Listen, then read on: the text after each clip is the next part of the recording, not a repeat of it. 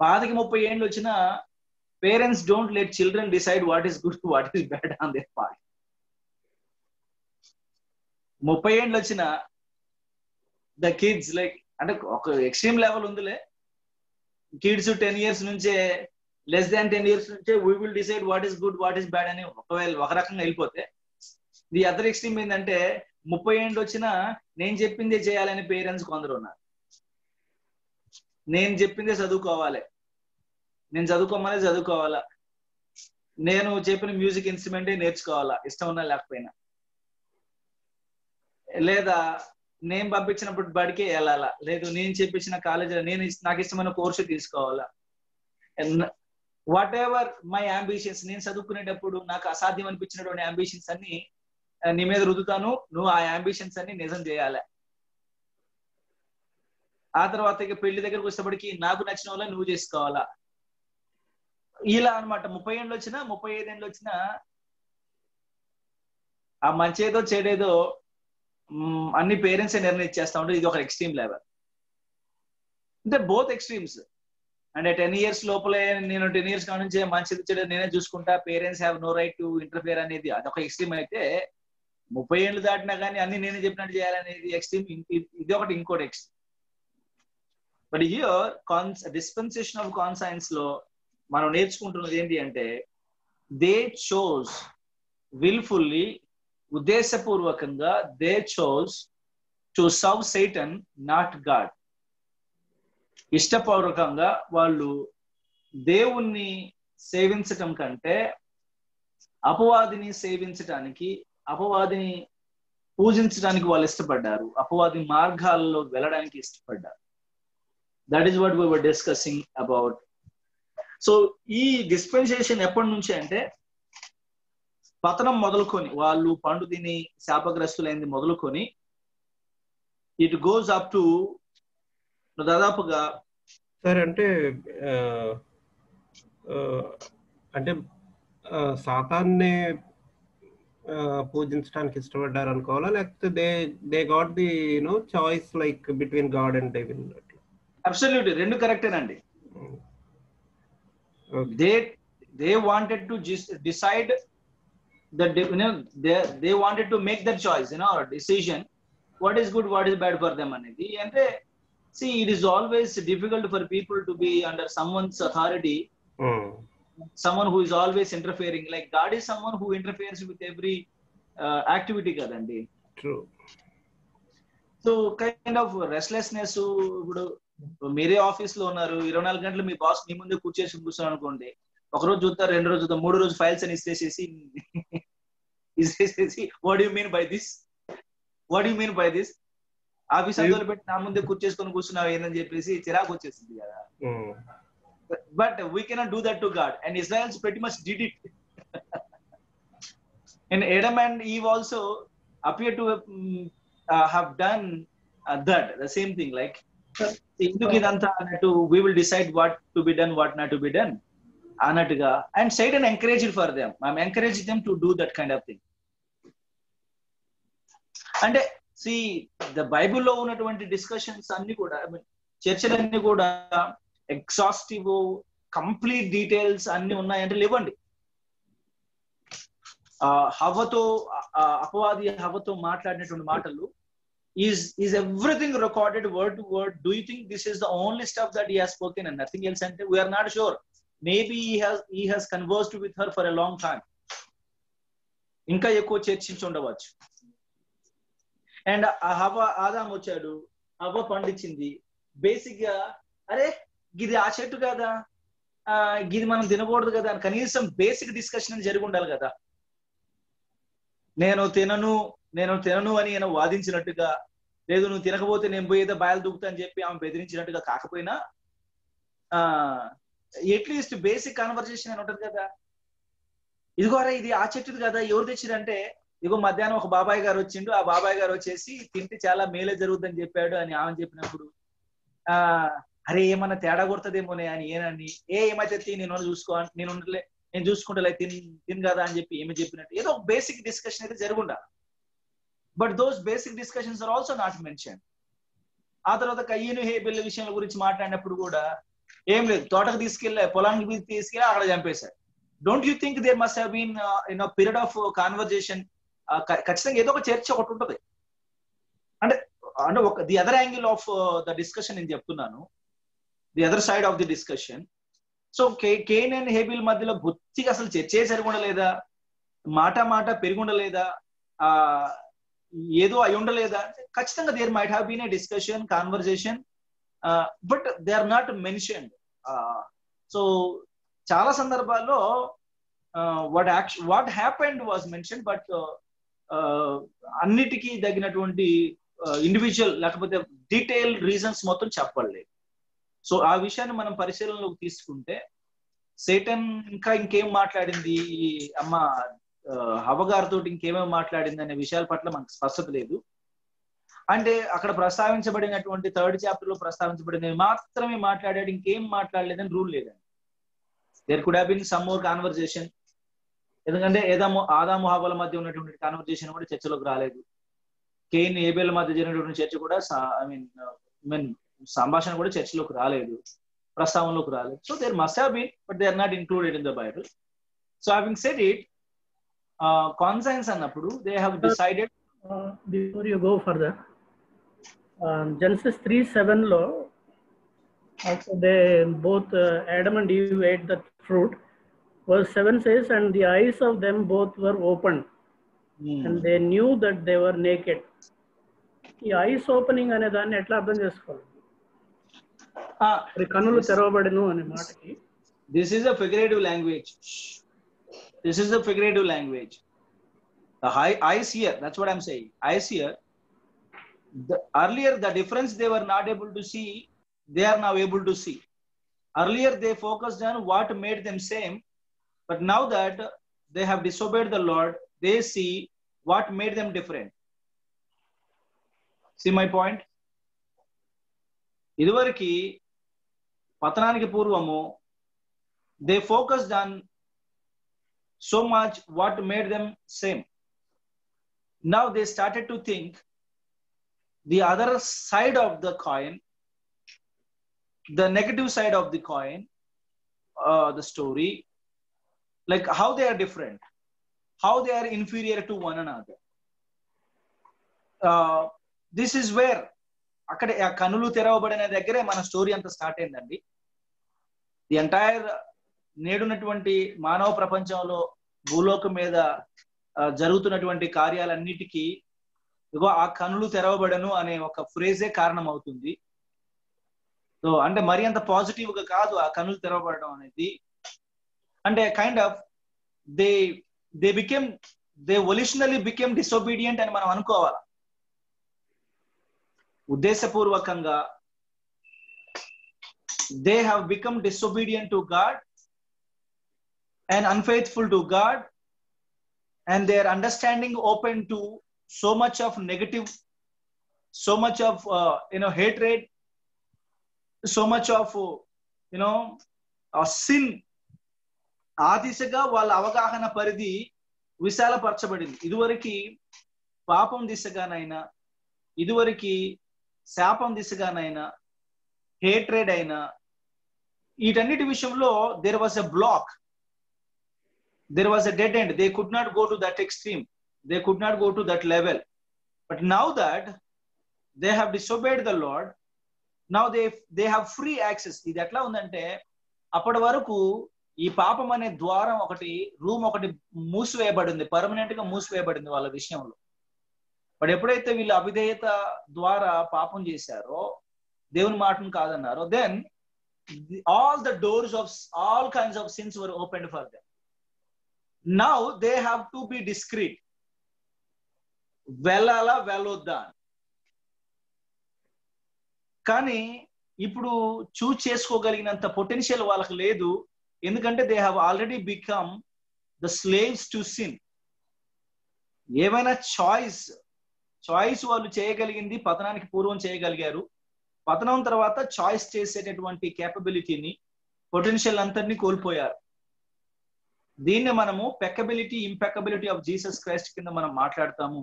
BTH లో Christology అనే subject లో పెకబిలిటీ ఇంపెకబిలిటీ అనే ఒక టాపిక్ ఉంటుంది. అంటే able to sin, able not to sin అనే ఒక డిస్కషన్ లో ఈ చర్చ వచ్చింది అనమాట. Well, having said it, moving on, ఈ డిస్పెన్సేషన్ ఆఫ్ కాన్సైన్స్ ఆదాము హవ్వల యొక్క పతనం నుంచి నోవాహు జల ప్రళయం వరకు ఎక్స్టెండ్ అవుతుందండి. ఈ మధ్యలో ఏం జరిగింది అంటే, కెయిన్ వెళ్ళి హేబేల్ని చంపటము, ఆ తర్వాత హేబేల్ యొక్క స్థానంలో దేవుడు సేతు అనబడినటువంటి కుమారుణ్ణి ఆదాము హవ్వలకి చాలా సంవత్సరాల తర్వాత ఇవ్వటము.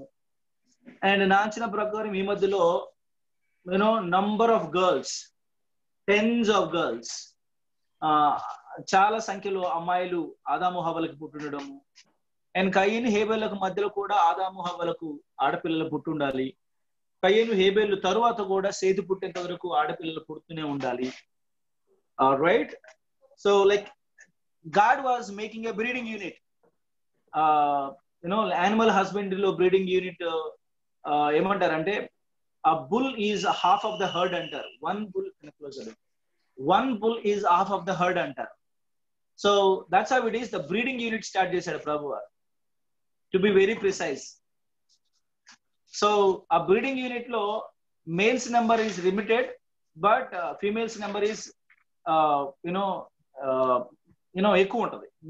Majority in number, more in number ఉంటుంది. That's how any breeding unit works. అది బర్డ్స్ లోనైనా యానిమల్స్ లోనైనా, even in terms of human beings, right? మనుషుల్లో కూడా దాదాపుగా అదే ఫార్ములా. లేకపోతే సేతు పుట్టేంత వరకు ఆడపిల్లలు ఎవరు పుట్టుండలేదంటే కయీనికి భార్య అడికి వచ్చిందనే ప్రశ్న మళ్ళీ ఉత్పన్నం అవుతుంది. సేతు పుట్టాడు, సేతు పుట్టంగానే సేతుకు భార్య నుంచి వచ్చింది అనే ప్రశ్న ఉత్పన్నం అవుతుంది. అప్పటికి కయ్యూనికి పిల్లలు ఉన్నారు, పిల్లలకి భార్యలు ఉన్నారు, వాళ్ళకి భార్యలు ఏమి నుంచి వచ్చిన ప్రశ్న. Right, having said it, let's go on to talk about Noah. ఈ యొక్క dispensation of conscience లో there was one particular fellow named as Noah found grace in the sight of the Lord. ప్రభు దృష్టికి ఒక్కడి నీతిమంతుడుగా కనబడ్డాడు. అండ్ దెన్ దేవుడు లోకాన్ని నాశనం చేసే ప్రక్రియలో సందర్భంలో he wanted to preserve నోవాహును మరియు వాళ్ళ కుటుంబాన్ని కాపాడాలని దేవుడు తీర్మానించిన తర్వాత somehow he saved them through the flood. జలప్రలయం నుండి వారిని కాపాడాడు. ఆ తర్వాత నోవాహు కుమారుల కాలంలో ద డిస్పెన్సేషన్ ఆఫ్ నేషన్స్ ప్రారంభమవుతుంది. The dispensation of nations. ఆదికాండం 11వ అధ్యాయం 1వ వచనం నుంచి 9వ వచనం నుంచి మనం చదువుకుంటే మనకు కొంచెం స్పష్టత రాగలదు. Genesis chapter 9:11 verse number 1 to 9. There we can understand.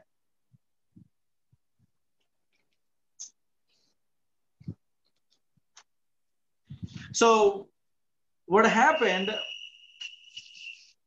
in the time of Nimrod, they wanted to build a so huge tower that any future judgment of God, from God rather, will not be able to affect them so much.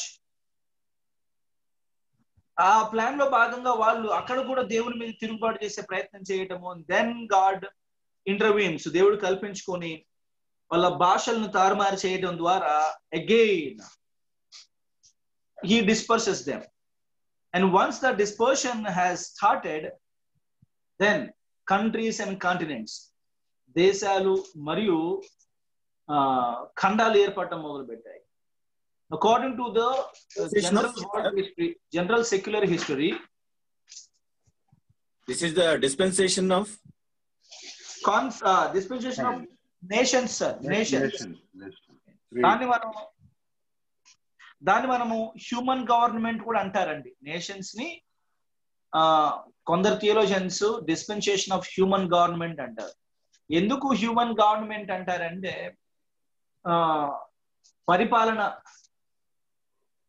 పరిపాలన అనేది ఈ కాలంలో ప్రారంభించబడింది. Nimrod కాలంలో ఒక నాయకుడు ఒక రాజ్యం, ఒక పాలన, ఇలాంటి వ్యవస్థలు ఏర్పడ్డాయి.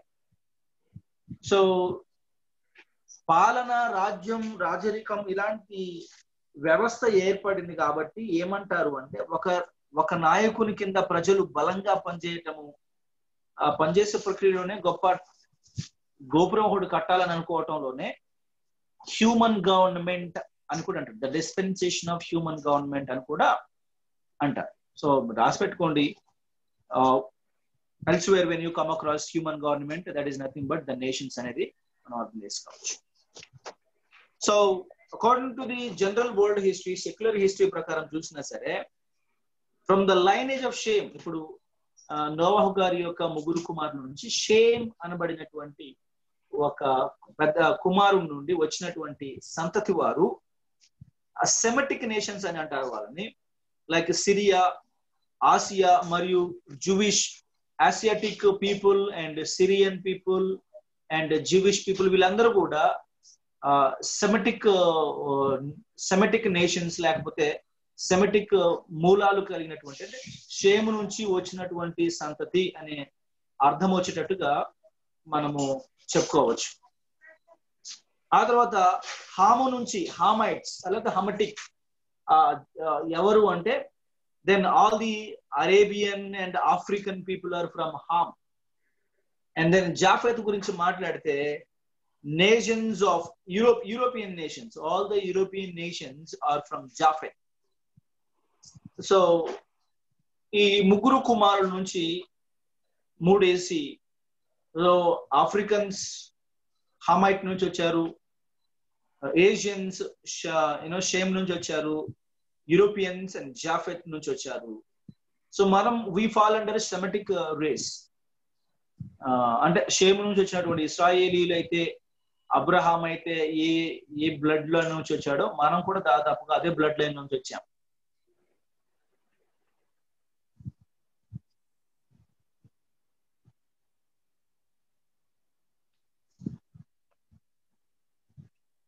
Moving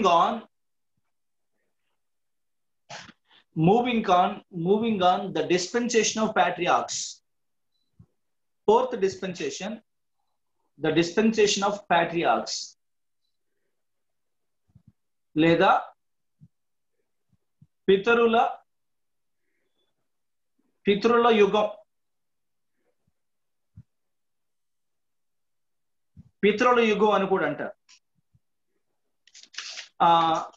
బహుశా కొన్నిట్లో మీరు ఈ యొక్క పితరుల యుగాన్ని మీరు చూడకపోవచ్చు.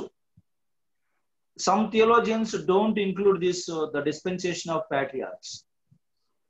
దీనికి బదులు వాళ్ళు ఏం చేస్తారంటే dispensation of tribulation, పైన ట్రిబులేషన్ యాడ్ చేస్తారు. పైన ట్రిబులేషన్ యాడ్ చేసి దీన్ని తీసేస్తారు. బట్ ఇక్కడ మనకి బుక్ లో ఈ డిస్పెన్సేషన్ ఆఫ్ ప్యాట్రియార్క్స్ ఇవ్వబడింది. No problem. ఈయన అండర్స్టాండింగ్ ప్రకారము చేసినటువంటి డిస్పెన్సేషన్స్ లో డిస్పెన్సేషన్ ఆఫ్ ప్యాట్రియార్క్స్ అనేది కూడా మనకు కనబడతా ఉంది ఇక్కడ. మూవింగ్ ఆన్, ఈ డిస్పెన్సేషన్ ఆఫ్ ప్యాట్రియార్క్స్ అంటే it begins with the call of Abraham. అబ్రహాము పిలువబడటం మొదలుకొని మోషేకి ధర్మశాస్త్రం ఇవ్వబడేంత వరకు అరౌండ్ సమ్ 500 years కొనసాగినట్టుగా మనం చెప్పుకోవచ్చు. Some 500 years. And dispensation of nations కూడా 10 generations, అంటే నోవాహు మొదలుకొని అబ్రహాం వరకు అనుకుంటే ఆ యొక్క 10 generations ఉన్నాయి. 10 generations లో మనం ఒక 300-400 years పెట్టుకోవచ్చు. 300 to 400 years పెట్టుకోవచ్చు. అండ్ డిస్పెన్సేషన్ ఆఫ్ కాన్సైన్స్ దాన్ని కొంచెం మనం లెంతీగా పెట్టుకోవచ్చు. ఎందుకంటే మనకి the longest lived person on the earth Methuselah, ఆయనే దాదాపుగా 900 years దాకా బ్రతికినట్టున్నాడు. సో ఏమండి 969. ఎస్ అండి. సో ఆయన 1000 years దాకా బ్రతికినట్టున్నాడు. So the dispensation of conscience అనేది ఒక 1000 years అటు ఇటుగా 1000+ years అటు ఇటు వేసుకోవచ్చు. ఒక 1200 1300 1200 years వేసుకోవచ్చు డిస్పెన్సేషన్ ఆఫ్ కాన్సైన్స్. ఎందుకంటే మెతుసెలా పుట్టి చచ్చిపోయేంత వరకు డిస్పెన్సేషన్ ఆఫ్ నేషన్ స్టార్ట్ కాలేదు. ఇంకా నోవాహు జలప్రలయం రాలేదు. ఒక 1300 వేసుకోవచ్చు. 12 to 1300 వేసుకుంటే డిస్పెన్సేషన్ ఆఫ్ ప్యాట్రియార్క్స్ వచ్చేసి అబ్రహాం టు మోసెస్ అనుకున్నప్పుడు, అబ్రహాం టు మౌంట్ సైనాయ్ అనుకుంటే it is like some 1500+ years, లేదా 550 years అట్లా వేసుకోవచ్చు. 550 సంవత్సరాలు ఆ కాలం వేసుకోవచ్చు. What happened? God called Abraham. అబ్రహాంని దేవుడు పిలిచాడు. అబ్రహాంతో పాటుగా తన కుమారుడు ఇస్సాకు and then followed by Jacob. ఈ ముగ్గురు మరియు యాకోబు దగ్గరికి వచ్చేటప్పటికి కొంచెము రూపం మారడం మొదలు పెట్టింది. Then his entry into Egypt. Egypt లో తన ప్రవేశం ద్వారా స్టోరీ కొత్త మలుపు తిరిగింది. ఆ తర్వాత ఇక జోసెఫ్ ముగిసిన తర్వాత then the story continues till the appearance of Moses. But before that when God called Abraham దేవుడు పిలిచినప్పుడు అబ్రహాంతో దేవుడు వాగ్దానం చేశాడు. ఏంటంటే, నేను నీకు స్వాస్థ్యంగా దేశాన్ని ఇవ్వబోతున్నాను, నీ సంతతికి నేను రాజ్యం ఇవ్వబోతున్నాను, సింహాసనం ఇవ్వబోతున్నాను, లెక్కబెట్టలేనంత విస్తారంగా నీ సంతతిని నేను చేయబోతున్నాను. కవెనెంటల్ అగ్రిమెంట్స్ లో భాగంగా సర్కంసిషన్, సున్నతిని కూడా దేవుడు అక్కడ ఇన్స్టిట్యూట్ చేశాడు. So why God instituted why did God institute circumcision అనే చర్చ మనకి ఈ దశలో రాదు. కానీ ముందు చర్చలలో మనకి why did God covenantal discussion on covenants గురించి మాట్లాడుకున్నప్పుడు why did God institute circumcision అనే చర్చ మనకు వచ్చింది. So that is also an agreement, that is also one of the signs of the covenant, or one of the proof, చేయబడినటువంటి ఒప్పందాలకు గుర్తుగా ఈ సున్నతి అనేది కూడా ఒక గుర్తుగా ఉన్నది. You only take it as a sign, not as you know దాన్ని బట్టి మనము ఏ థియాలజీ బిల్డ్ చేయలేం.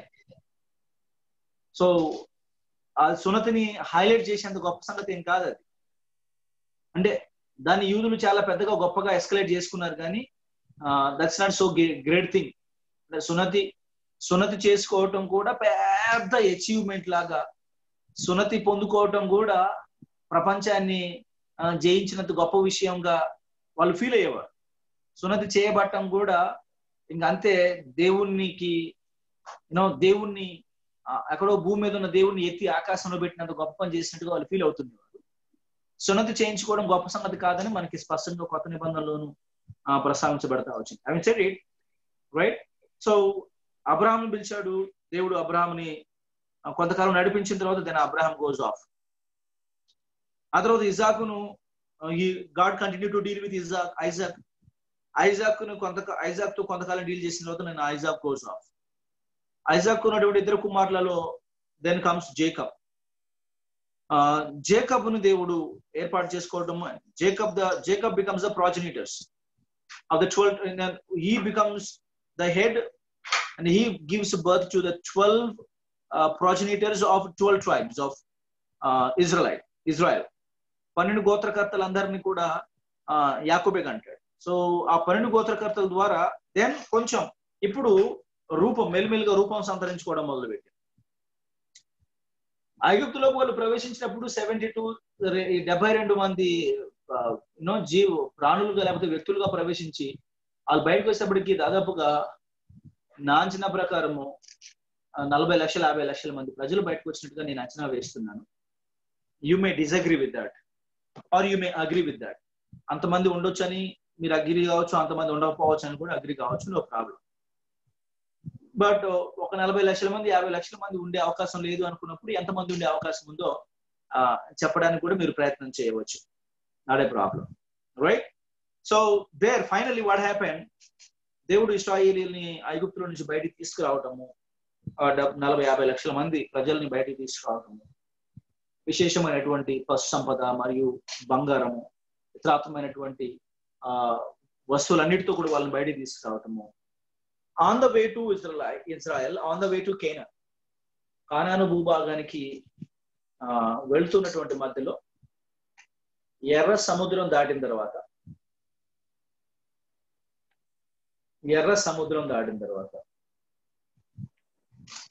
నెగ్గెవ్ అంటే ఎర్ర సముద్రానికి 2 పాయలు ఉంటాయి. ఇటువైపు రామాసెస్ ఉంటుంది, మధ్యలో హోరేబు, దట్ ఈస్ మౌంట్ సైనాయ్ ఉంటుంది. ఇటు పక్క సౌదీ అరేబియా ఉంటుంది.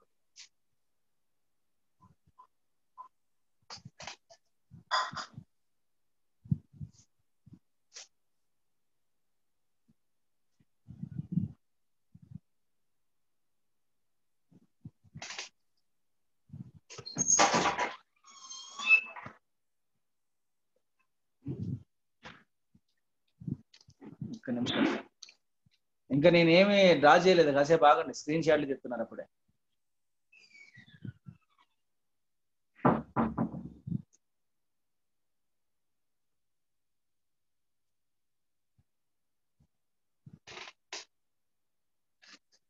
What do you think? ఇది బహుశా ఏమై ఉండొచ్చు అని మీరు అనుకుంటున్నారు?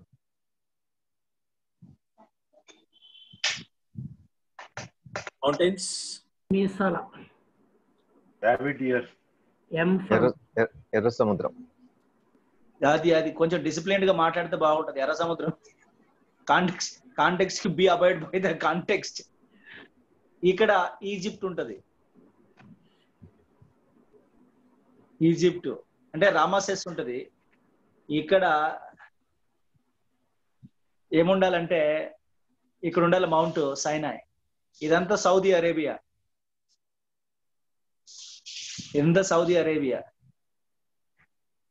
చాలు ఈ రోజుకి ఇంతవరకు, మళ్ళీ మిగతాది రేపు. అంటే వీళ్ళు ఎర్ర సముద్రం ఇట్లా దాటినారు అనమాట. ఇప్పటికీ $1 మిలియన్ ప్రశ్నే సార్, మౌంట్ సైనాయ్ ఎక్కడుంది, ది ఎగ్జాక్ట్ లొకేషన్. మరి మీరు ఎవరైనా ఇజ్రాయెల్ వెళ్ళొచ్చారో లేదు నాకు తెలియదు, కానీ ఇజ్రాయేలీలు ఈ కొన నుండి దాటారని కొందరు, లేదు ఈ కొన నుండి దాటారని కొందరు. అరేబియాలో ఉన్నటువంటి ఇక్కడ మౌంట్ సైనాయ్ ఇక్కడెక్కడో ఉందని కొందరి వాదన, లేదు ఇక్కడ ఈ మధ్యలోనే ఉంది అనేది కొందరి వాదన. నేను రీసెర్చ్ చేశాను, 10 మందిని రీసెర్చ్ చేసి నేను 10 రకాలుగా చెప్పారు. నాకు ఇంతవరకు డెసిసివ్ కంక్లూజన్ రాలేదు దీని మీద. ఆసక్తి పరులు ఎవరైనా ఉంటే, ఎవరైతే ఇవి కుందేలు చెవులు కాదు అని అనుకుంటారో వాళ్ళు, ఇది ఈ 2 ఎర్ర సముద్రం 2 పాయలు అనుకుంటారో వాళ్ళు రీసెర్చ్ చేసి మౌంట్ సైనాయ్ ఎక్కడుంది, అరేబియా ప్రాంతంలో ఉందా లేదా ఈ 2 పాయల మధ్య ఉందా, అసలు ఇశ్రాయేలీలు దాటింది ఈ సముద్రపు అంచ, ఈ సముద్రపు అంచ డిసైడ్ చేసి, మరింత గ్రాఫిక్ గా కాకపోయినా మీకు వచ్చినట్టుగా ప్లెయిన్ గా గీసుకొని రండి. Stop sharing. దీనివల్ల మీకు మ్యాప్ల మీద బీభత్సమైన అవగాహన వచ్చిందనేది నా అభిప్రాయం, అట్లీస్ట్ ఎర్ర సముద్రం గురించి. మ్యాప్లు చదవాలి అని తెలుసు. ఈ గుడ్ ఎక్స్పోజర్ సార్. చాలేండి, ఆపండి ఇంకా.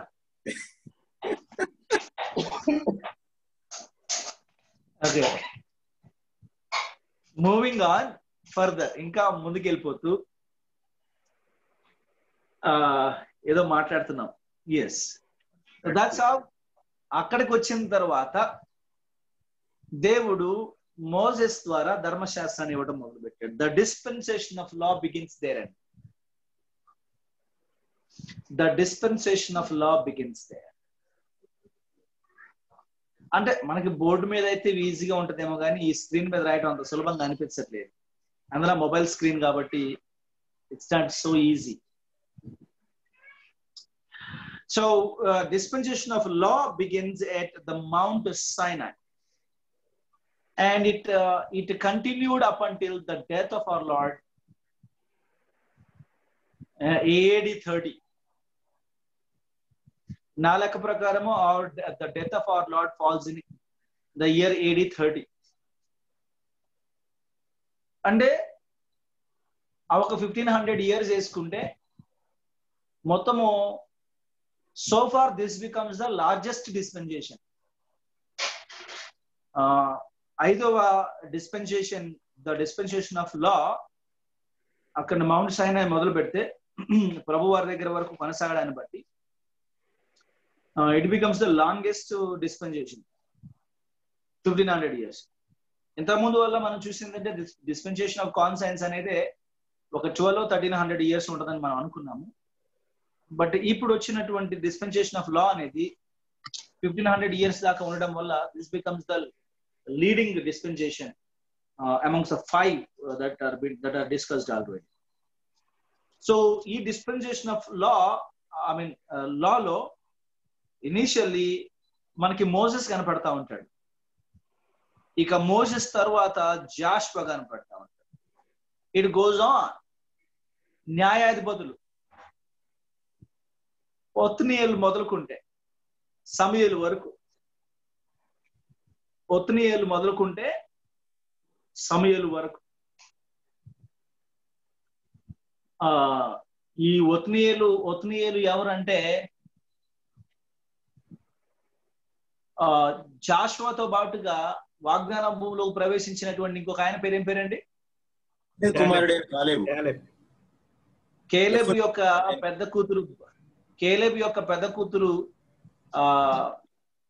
పెద్ద కూతురు వాళ్ళ మనమడు. It should be their grandson Othniel. So Othniel కాలంలో దట్స్ వేర్ జడ్జెస్ బిగిన్. న్యాయాధిపతులు ప్రారంభం. 40 years long time he judges Israel. ఇంకా ఆ తర్వాత మెల్లిగా సమూయేలు వరకు ఈ ప్రక్రియ కొనసాగుతూ ఉంది. అండ్ ఈ మధ్యలో మనకు తెలుసు గిదియోన్ లాంటి వాళ్ళు ఉంటారు, దెబోరా లాంటి వాళ్ళు ఉన్నారు, గిడియోన్ లాంటి వాళ్ళు ఉన్నారు. there are so many other judges like Samson. Very interesting story ఉంటుంది శాంసన్ గురించి in the book of judges. ఆ తర్వాత God introduce the last judge as first profit. అంటే సమూయేలు ప్రవక్తగా మనకి మొదట కనబడుతున్నాడు. ఆ ప్రకారం మాట్లాడుకుంటే మనకి మోషే కూడా ప్రవక్త అవుతాడు, యాకోబు కూడా ప్రవక్త అవుతాడు, పితరులందరూ కూడా ప్రవక్తలే అవుతారు, కానీ not professionally profits. They were multiple things at a time. But Samuel he was professionally a prophet, though a priest. షిలోహులో దేవుని మందిరంలో యాజకుడిగా పనిచేస్తున్నప్పటికీ, but he was a priest to come professional prophet. That's where it begins, and goes on to Elijah, and the amazing prophets like Daniel, Ezekiel, Jeremiah, Ezekiel, Daniel, Malachi వరకు it extends. So ఈ long period of Lalo God establishes many things అండి. చాలా జరుగుతాయి. దేవుడు చాలా స్థాపిస్తాడు. అబ్రాహాంకి తాను చేసినటువంటి నిబంధనలో, అబ్రాహాముతోని మరియు ఇసాకు యాకోబులతోని తాను చేసుకున్నటువంటి నిబంధనలో చాలా విషయాలను దేవుడు ఈ 1500 సంవత్సరాల కాలంలో అమల్లోకి తీసుకొస్తాడు.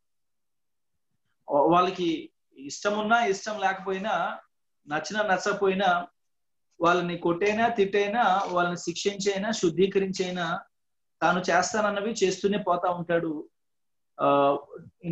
Without the obedience and faith of the people of Israel. వాళ్ళు ఎప్పటికీ అవిశ్వాసులు, అవిధేయులుగానే ఉన్నారు, తిరుగుబాటు చేసేటి వారుగానే ఉన్నారు. బట్ వీటన్నిటిని కూడా ప్రభువారు వీటన్నిటికీ అతీతంగా ప్రభువారు వారి విశ్వాస అవిశ్వాసాలతో నిమిత్తం లేకుండా తాను చేస్తానన్నవి చేస్తూ వెళ్తూ వచ్చాడు. So this is how it happened. So then coming to Jesus Christ, యేసుక్రీస్తు ప్రభువు వారి దగ్గరికి వచ్చేటప్పటికి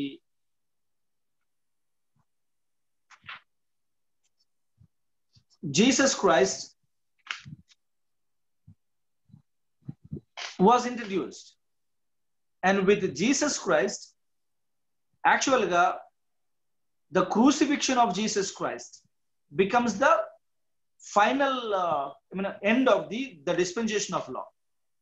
యేసుక్రీస్తు ప్రభువు వారు పుట్టడము, బాప్తిస్మిచ్చే యోహాను ద్వారా ఆయన ముందుగానే ప్రవచించబడటం, ఆయన పుట్టడము, ఆ తర్వాత శిష్యుల ద్వారా ఆయన దేవుని రాజ్య సువార్తను ప్రకటించటము, అనేక ప్రవచనాలు యేసుక్రీస్తు ప్రభువు వారి ద్వారా నెరవేరటము, అన్ని ప్రవచనాలు నెరవేర్పులో భాగంగా ప్రభువారు సిలువలో చనిపోవడము, సమాధి చేయబడి తిరిగి లేయటము. And the moment Christ died in the cross of Calvary, the veil in the temple, broke apart into two, right in the middle.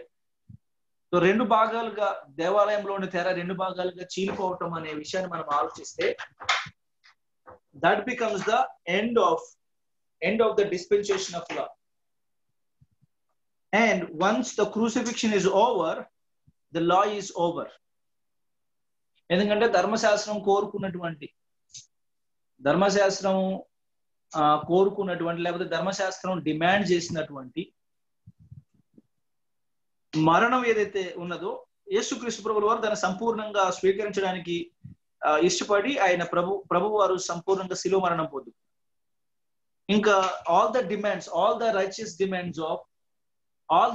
demands of law are completely fulfilled, met up to the mark. So అసంపూర్ణంగా కాకుండా సంపూర్ణంగా ప్రభు అయిన యేసుక్రీస్తు వారి ద్వారా అన్ని requirements of the law were fulfilled. So కాబట్టి లా must రిలంక్విష్, బలవంతం చేతనైనట్టు కాకుండా స్వచ్ఛందంగా ఇట్ మస్ట్ రిలంక్విష్. రిలంక్విష్ అనే మాటను మనం ఎప్పుడు వాడతామంటే, బలవంతం చేతనైనట్టు కాకుండా స్వాభావికంగా అలా ఆగిపోవటం. ఇప్పుడు మీరు ఏదైనా ఒక బాలుని విసిరాను అనుకోండి, విసిరినప్పుడు అది భూమి మీద పరిగెడుతూ ఎంతో దూరం పరిగెత్తిన తర్వాత మెల్లిగా దాంట్లో వేగం తగ్గుద్ది. ఒకనొక దశ చిన్నగా దొర్లుకుంటూ వెళ్ళి ఒక చోట ఆగిపోతుంది. This is called relinquishing. అంటే ఎవరు బలవంతంగా చేయబెట్టి ఆపలేదాన్ని, ఏదో అడ్డుపడి ఆపలేదు. సో సహజంగానే ఆగిపోవడం,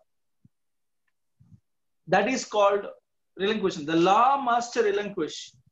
ఎందుకు అంటే ఇంకేమున్నాయి, ధర్మశాస్త్రం వేటినైతే కోరుకుంటుందో వాటన్నిటిని కూడా ప్రభు అయిన యేసుక్రీస్తు వారు చేశారు. విశ్వసించు ప్రతి వానికి నీతి కలిగినట్లు యేసుక్రీస్తు ధర్మశాస్త్రానికి సమాప్తి అయి ఉన్నాడని రోమా పత్రికలోని 10వ అధ్యాయంలో మనకి 4వ వచనంలో చెప్పబడుతుంది. సో విశ్వసించు ప్రతి వానికి నీతి కలిగినట్లు యేసుక్రీస్తు ధర్మశాస్త్రం సమాప్తి అయి ఉన్నాడంటే ఆయన వచ్చి ధర్మశాస్త్రాన్ని సమాప్తం చేశాడు, అంటే సంపూర్ణంగా నెరవేర్చాడు అని అర్థం. బలవంతంగా మూసి పక్కన పడేసినట్టు కాదు, బలవంతంగా తీసి విసిరేసినట్టు కాదు. ఎందుకంటే ధర్మశాస్త్రాన్ని కూడా ప్రభు వారు ఇచ్చారు కనుక తానిచ్చిన ధర్మశాస్త్రాన్ని తానే గౌరవించుకోవాల్సిన బాధ్యత ఆయన మీద ఉంది. సో అది ఒకవేళ మనుషులుగా మనం ఇచ్చిన మాటను మనం నిలబెట్టుకోలేకపోవచ్చు, కానీ దేవుడు తాను చేసినటువంటి మాటను ఎప్పటికీ నిలబెట్టుకునేవాడే, తను ఇచ్చినటువంటి మాటను తాను గౌరవించుకునేవాడు కనుక. సో ధర్మశాస్త్రాన్ని ఆయన అలా తీసివేయడం కుదరదు. న్యాయబద్ధంగానే ధర్మశాస్త్రాన్ని పక్కకు తీయాల్సి ఉంటుంది. సో న్యాయబద్ధంగా ధర్మశాస్త్రం ఏం కోరుకుంటుందో అవన్నీ చేసి తప్ప ధర్మశాస్త్రం ఊరుకోదు. సో దట్స్ ఆఫ్ ఈ రకంగా యేసుక్రీస్తు ప్రభుల వారు శిలువ మరణం పొందడం ద్వారా ధర్మశాస్త్రం యొక్క డిమాండ్స్ అన్నిటిని కూడా నెరవేర్చారు. సో డిమాండ్స్ అన్ని నెరవేర్చినప్పుడు the law must withdraw, relieve. ఇంకా రిటైర్, రిజైన్, ఇంకేం లేవు, చేయించుకోవాల్సినవి ఏమి లేవు. Everything is over, right? So after that then comes the dispensation of grace. దీన్ని మనము కృపాయుగము అంటారు. నేను టూకీగా చెప్పుకుంటూ పోతున్నాను, అలాబరేట్ చేయట్లేదు. ఒక్కొక్క డిస్పెన్సేషన్ లో దేవుని యొక్క వ్యవహార శైలి ఒక్కొక్క రకంగా ఉందనే విషయాన్ని మీరు గుర్తుపెట్టుకోవాలి. డిస్పెన్సేషన్స్ అంటేనే అవి. అయ్యా ఏ బేసిస్ వీటిని డివైడ్ చేశారు అన్నప్పుడు, on the basis of God's dealing with man, మానవునితో దేవుని వ్యవహార శైలిని ఆధారం చేసుకునే ఈ డిస్పెన్సేషన్స్ ఉన్నాయి. That is the basis.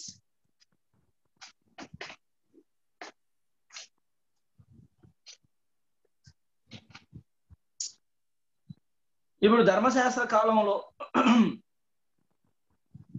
మరియు పితరుల కాలంలో హ్యూమన్ గవర్నమెంట్ కాలంలో, the nations under dispensation of nations కాలంలో, అండ్ కాన్సైన్స్ కాలంలో, ఇన్నోసెన్స్ కాలంలో దేవుని వ్యవహార శైలి ఎప్పటికీ ఒకే రకంగా ఉందా అంటే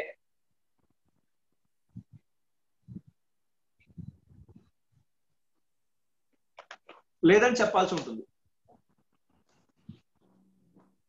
దేవుని వ్యవహార శైలి ఎప్పటికీ ఒకే రకంగా లేదు. ఇన్నోసెన్స్ లో ఒక రకంగా ఆయన వ్యవహరించాడు, కాన్సైన్స్ లో ఇంకొక రకంగా, ద నేషన్స్ కాలంలో ఇంకొక రకంగా, పితరుల కాలంలో ఇంకొక రకంగా, ధర్మశాస్త్ర కాలంలో ఇంకొక రకంగా. So there is a perpetual, a continuous, a standard difference in the way God dealt with people. దాన్ని బేస్ చేసుకొని మనం కవెనెంట్స్ ని డివైడ్ చేశాం. So don't be confused what a covenant is all about. So ఈ ఒక్కొక్క రకమైన కాలంలో ఒక్కొక్క రకమైన వ్యవహారం. Then now comes the dispensation of grace. కృపా కాలము అంటారు దీన్ని, కృపా యుగము అని కూడా చాలా మంది పిలుస్తుంటారు. Whichever the way you call it, dispensation of grace అన్నా లేకపోతే కృపా కాలం అన్నా, నాట్ ఎ ప్రాబ్లం.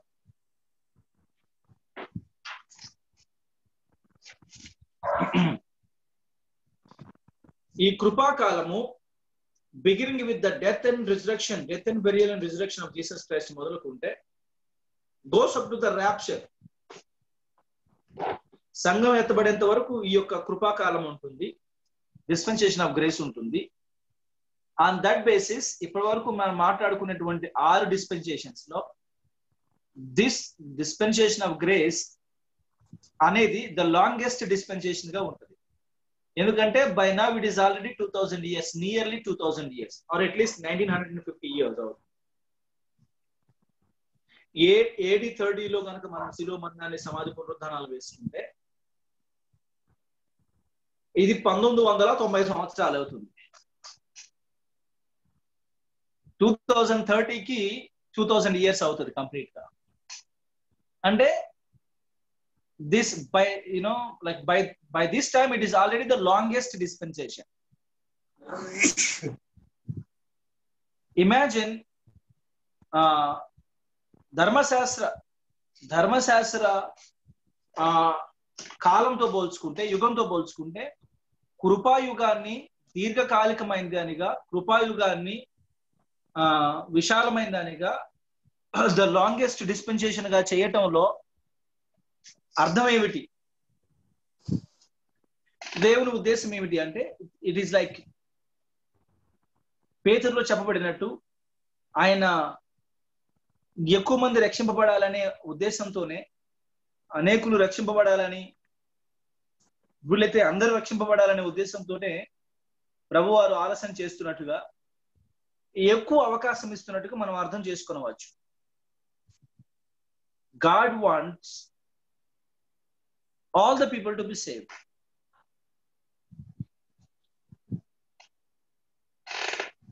ఎక్కువ సమయం ఇస్తున్నాడు. ఎక్కువ సమయం ఇవ్వటం వల్ల ఎక్కువ మంది రక్షింపబడాలని ఆయన తాపత్రయము, ఆయన ప్రణాళిక మనకు అర్థమవుతుంది. సాధారణంగా డిస్పెన్సేషన్ ఆఫ్ గ్రేస్ అనేది చాలా క్లుప్తంగా ఉంటే పరిస్థితులు భిన్నంగా ఉంటుండే. నేను విశాలంగా ఉంది కాబట్టి పెద్దగా ఎవరు పట్టించుకునే పరిస్థితి లేదు.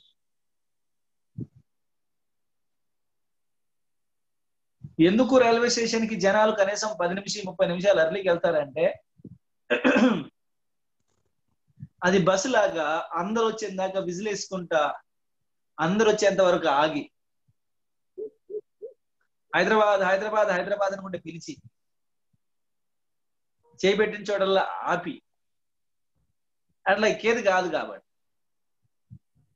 People know it. Once you miss it, you miss it. మరీ సినిమాటిక్ రేంజ్ లో మీరు చేసి పట్టుకుంటే తప్ప. ఎట్లాగో పాసిబుల్ కాదు కాబట్టి. అంటే నేను అట్లా చాలా సందర్భాలు ట్రై చేశాను సార్. క్లాస్ అయిపోగానే సికింద్రాబాద్ రైల్వే స్టేషన్ పరిగెడతాను. మీకు తెలియదు నేను ఎంత వేగంగా నడుస్తాను. అప్పుడప్పుడు కొందరు ధర్మ ప్రభువులు నన్ను స్టేషన్ దగ్గర దింపడానికి సహాయం చేస్తా ఉంటారు. వారందరికి నేను చాలా కృతజ్ఞుడను. నడుస్తారు సార్. అయితే అడిగి పోయిన తర్వాత నేను మెట్లు దిగుతా ఉంటాను, అది వెళ్ళిపోతా ఉంటది. నేను పరిగెడతానండి. అసలు ఐ డోంట్ గివ్ అప్. పరిగెడతాను. చాలాసార్లు దొరకబట్టా. ద లాస్ట్ క్యాబిన్ దొరకబట్టా. కానీ 100 times ప్లస్ నేను మిస్ అయి ఉంటా in spite of my running. Platform చివరి వరకు పరిగెత్తిన కొన్ని 100కు పైసార్లే ఈ 10-12 years లో 100కు పైసార్లే నేను మిస్ అయి ఉంటా. సో విషయం ఏమిటి అంటే, ద గ్రేస్ పీరియడ్ అనేది చాలా లెంతీగా ఉంది. ఇప్పటికే ఇది ఇంచుమించుకు 2000 సంవత్సరాలకు వచ్చేసింది. ప్రభువా ఇంత గ్యాప్ ఇవ్వకూడదయ్యా, ఎంత టైం ఇవ్వటం వల్లనే దీన్ని అలుసుగా తీసుకుంటున్నారు, దీన్ని నిర్లక్ష్యం చేస్తున్నారు. ఏదైనా కాస్త ఎక్కువ ఉంటే అడ్వాంటేజ్ ఏనండి. అలసైపోతారు. ఎక్కువసేపు ఉండకూడదు.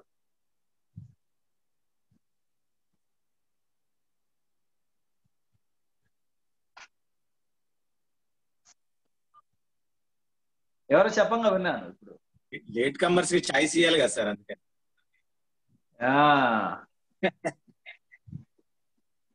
కానీ it is already 2000 years sir. ఇంకెంత ముందు ఎక్కువ ఎక్స్పెక్ట్ చేయకపోవడం మంచిది. 2000 years ఆల్రెడీ ఇచ్చాడు. This becomes the longest dispensation.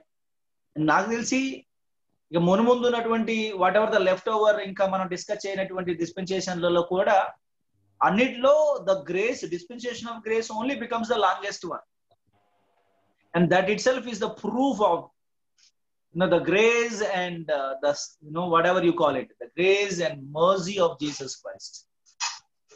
ఆయన యొక్క కృపా కనికరాలకు ఇంతకు మించినటువంటి సాక్ష్యం మనకు అక్కర్లేదు.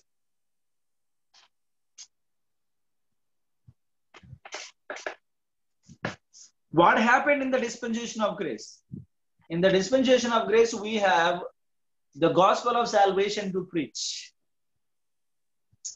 And first it must be believed, and second it must be preached.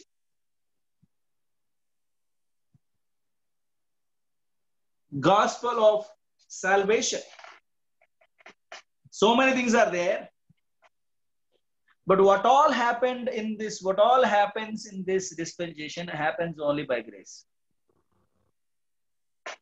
అయ్యా మరి అంతకుముందు జరిగిన వాడి సంగతి ఏంది, అటు తర్వాత జరగబోయే సంగతి ఏంది? సింపుల్. అంతకుముందు జరిగినవైనా కృప వలన జరిగినవే, ఇకపై జరగబోయేవైనా కృప మూలంగా జరిగేటివే. But why do you call it the dispensation of grace, sir? Because the grace of Jesus, the dispensation of grace is manifested in this dispensation so clearly than in any other dispensation, either in the past or in the future. ఈ కాలంలో వెల్లడి చేయబడినంత, ఈ కాలంలో తెలియజేయబడినంత ఇదిగా దేవుని కృప తెలియజేయబడలేదు. Beginning with the death and burial and resurrection of Jesus Christ. అంటే ఆయన కృప యొక్క పరిధిని మనం చూస్తే తన సొంత కుమారుడైన, దేవాది దేవుడైన మరియు తన ఏకైక కుమారుడైన యేసుక్రీస్తు ప్రభుల వారిని ఘోరాతి ఘోరమైనటువంటి శిలువ మరణానికి అప్పగించటంలో ఆయన కృప యొక్క పరిధి ఏంటో మనకు అర్థమైంది. ఆయన తన ఆత్మను మన కొరకు అనుగ్రహించటంలో ఆయన యొక్క మనల్ని రక్షించుకోవటంలో ఆయన యొక్క పట్టుదల మనకు అర్థం అవుతుంది. తన యొక్క మనస్సుని అక్షర రూపంలోకి మార్చి గ్రంథస్థం చేయించి మనందరికీ అనుగ్రహించటంలో ఆయన యొక్క కనికరం మనకు అర్థం అవుతోంది. వేల మంది మిషనరీలను, వేల మంది ప్రీచర్స్ ని ప్రాణాలు వారు పోగొట్టుకున్నా సరే మన కొరకు సత్య సువార్త ప్రకటించబడినట్లును, మనకు అందించబడినట్లును వారందరినీ కూడా సాధనాలుగా వాడుకోవటంలో మన పట్ల ఆయనకున్నటువంటి ప్రేమ కనబడుతోంది. So many things happened in this dispensation of grace. అయితే I don't want to end this dispensation of grace without myself doing anything for Jesus Christ. నేను ఈ కృపాయుగాన్ని దేవుని కొరకు ఎంతో మంది ఎన్నో చేసి ఉంటుండగా నేను మాత్రం ఏమీ చేయనటువంటి అసమర్థుల్లాగా, సోమరిపోతులాగా, స్వార్థపరులాగా ఈ డిస్పెన్సేషన్ ఆఫ్ గ్రేస్ ని ముగించాలని నేను అనుకోవట్లేదు. మీరేమనుకుంటున్నారు? How do you want? ఎక్కువ టైం ఇచ్చాడు కాబట్టి, ఎక్కువ వనరులు ఇచ్చాడు కాబట్టి, ఎక్కువ అవకాశాలు ఇచ్చాడు కాబట్టి, ఎక్కువ స్వేచ్ఛనిచ్చాడు కాబట్టి వీటన్నిటిని వాడుకుంటూ ఎంతో మంది ఎన్నో చేశారు. దేవుడు తన కుమారుని ఇచ్చాడు, కుమారుడు తన ప్రాణాన్ని ఇచ్చాడు, ఇరువురు తమ శుద్ధాత్మనిచ్చాడు. పరిశుద్ధాత్మ దేవుడు నాకు రక్షణ ఇచ్చాడు, తన పరిశుద్ధ లేఖనాలను ఇచ్చాడు. వేలాది మంది మిషనరీలు తమ ప్రాణాలను ఇచ్చారు.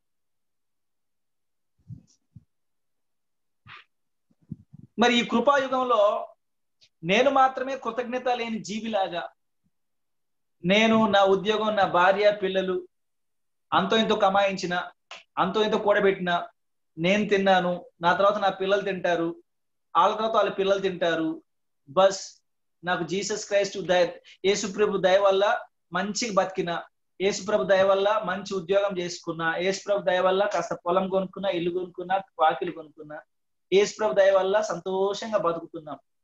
మరి ఇంత దయగలిగినటువంటి యేసుక్రీస్తు ప్రభుల వారు ప్రాణం పెట్టినప్పుడు నువ్వు నేను ఏం పని చేయకుండా కృతజ్ఞత లేని సోమరిపోతుల్లాగా వెళ్ళిపోతే ఏం బాగుంటుంది చెప్పండి? ఏం ప్రకాష్ గారు,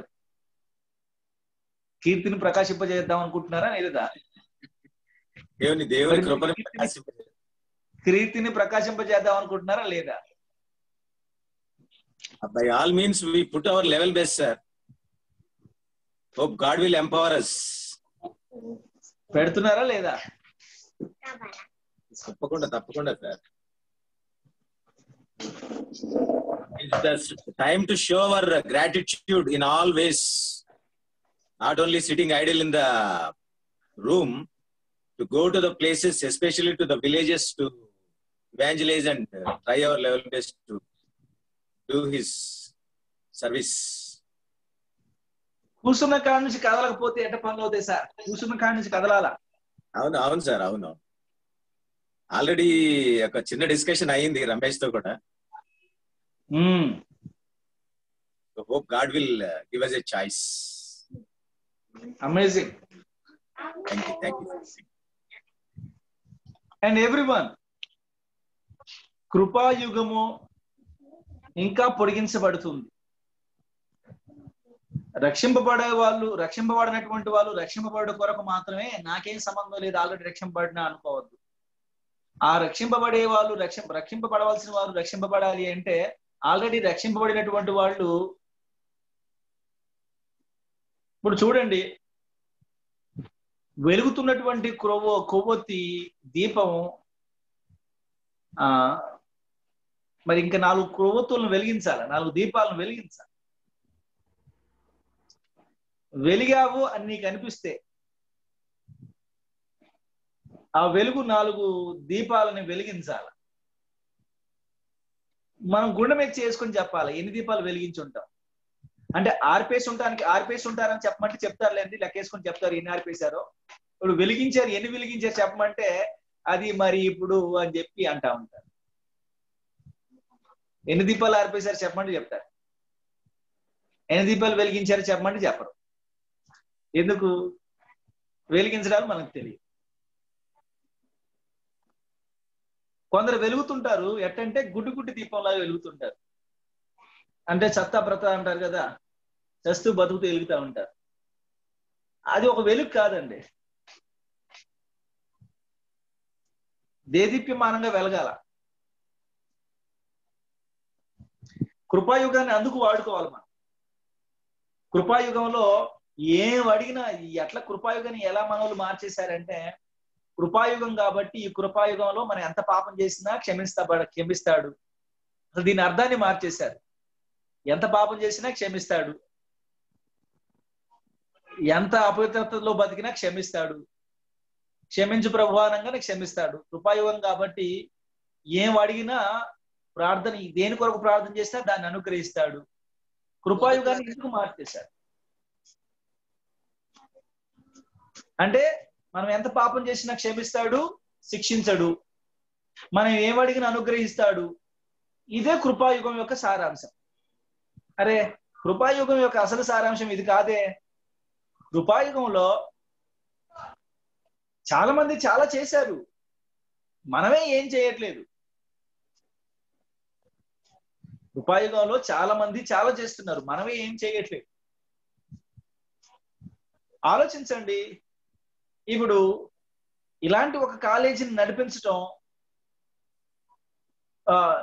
to what extent it is possible you think? College మీద వచ్చే ఫీజుల ద్వారా ఇలాంటి ఒక పరిచర్యను నడిపించడం ఎంతవరకు సాధ్యమని మీకు అనిపిస్తోంది?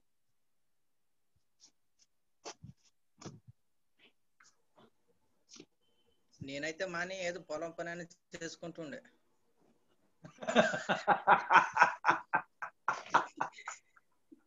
ఏమయ్యా రమేష, నువ్వు మరీ ఎంత ఘోరంగా మాట్లాడతానే. నిజమేనండి, నిజం సారే. ఇవన్నీ నడిపించాలంటే చిన్న విషయం కాదు సార్. ఇది చిన్న విషయం కాదు. మనోళ్ళు ఏమంటారు, నడిపించడానికి కింద కొందరు స్టూడెంట్స్ తై అని ఎగురుతా ఉంటారు. నాకు ఆలోచన వచ్చింది అంటే, లైక్ ఇప్పుడు అంత సులభమా? ఈ లైక్ నోటుకొచ్చినటువంటి పనికి మాల మాట్లాడడం అంత సులభమా?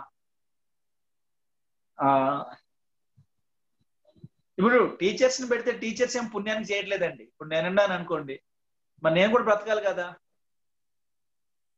They have to pay me.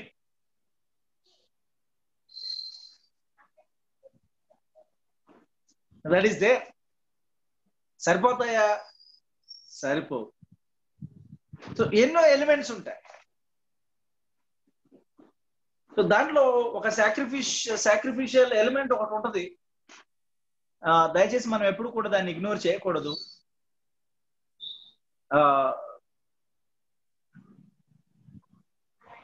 But it is always easy to catch a snake with others hand.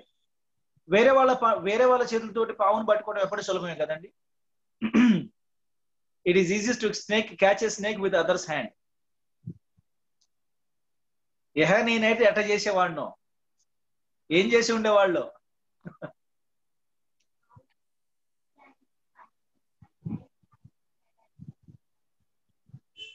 So many people are doing so many things for the Lord. మనం మాత్రం ఎక్కడ వేసిన గొంగలు అక్కడే ఉండినట్టుగా ఉండిపోకూడదు. we have to be doing something. ఎంతో కొంత ప్రభు ఎదుట deposit చేసుకోవాలి. మనం పరలోకంలో డిపాజిట్ చేసుకోవాలా. మీరు చేయగలరా? చేయండి. చేయలేకపోతే చేసే వాళ్ళని ప్రోత్సహించండి. చేసే వాళ్ళకి తోడుగా నిలబడండి. నేను చెయ్యను కానీ చేసే వాళ్ళని అసెస్ చేస్తాను. నువ్వు చేసుకుంటే అసెస్ చేస్తే నాకు తప్పేం లేదు. అసలు ఏం చేయకుండా అసెస్ చేయకూడదు. ఎందుకంటే you don't know what your talking about. You can only make an assessment when you are doing it personally. You are qualified. Morally, you are eligible to assess others' work because you yourself are into it. Without having any particular personal involvement and knowledge, you have no moral right to assess someone who is doing it. Assessment is mandatory. So, let's take things seriously. Krupa kalamlo so many people are doing so many things. God is tirelessly working round the clock. Jesus Christ is also tirelessly working round the clock, interceding for us. Holy Spirit of God is also tirelessly working for us round the clock. And so many people tirelessly working. Some are working on translations. Some are working on editing. Some are working. People are working. People are working, making things possible for God's people.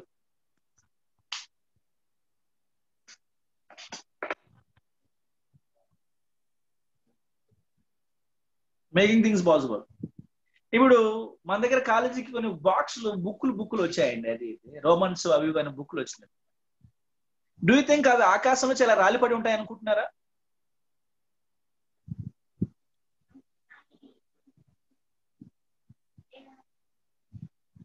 అవి ఆకాశం నుంచి అలా రాలిపడి ఉండవు కదా. చాలా మంది they have invested their time, they have invested their talent, labour, they have invested their money. So much is invested in it. మనము దుకాణానికి వెళ్ళి ఒక A4 షీట్ పేపర్ జిరాక్స్ తీసుకొస్తేనే వాడు ₹3 తీసుకుంటాడు. బ్యాక్ టు బ్యాక్ జిరాక్స్ ₹3, ₹4 తీసుకుంటున్నాడు. అంటే ఏరియాని బట్టి ఉంటది. బట్ ₹2 నుంచి ₹4 ఉంటుంది. కొన్నిసార్లు ₹5 ఉన్న ఆశ్చర్యం లేదు. బట్ ఒక బుక్ పుస్తకం రూపంలోకి మారడం అంటే మామూలు విషయం కాదు.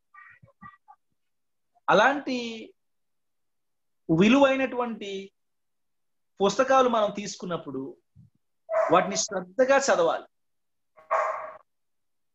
వాటిని శ్రద్ధగా చదివే వాళ్ళకి చేరేటట్టు చూడాలి. We have to at least encourage people to read them and be benefited. I don't know. అంత విలువైనటువంటి లిటరేచర్, అంత విలువైనటువంటి సాహిత్యం ఉచితంగా ఆడ పడి ఉండడం నేను నమ్మలేకపోతున్నా. కానీ అవి ఊరకలా ప్రింట్ కాలేదు. So much is spent on it.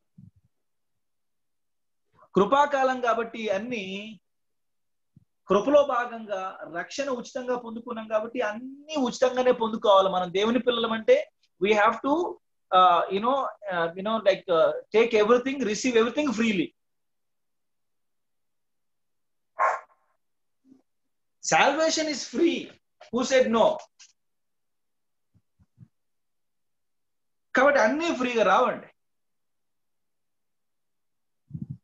దేవునికి సంబంధమైనటువంటి విషయాలన్నీ మనం ఫ్రీగా ఎక్స్పెక్ట్ చేస్తూ ఉంటాం. Yes or no?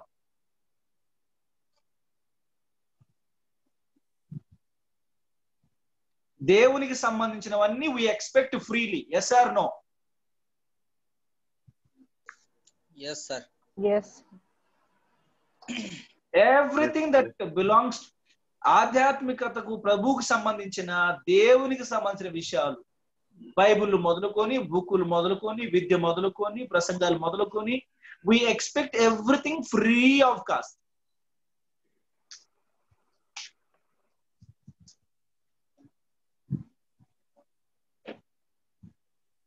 అలాగే వాటిని అమ్ముకునే వాళ్ళు కూడా తయారయ్యారు, అది వేరే విషయం. వాళ్ళని కూడా వదిలిపెట్టేది లేదు. వాటిని అమ్ముకునే వాళ్ళు కూడా ఉన్నారు.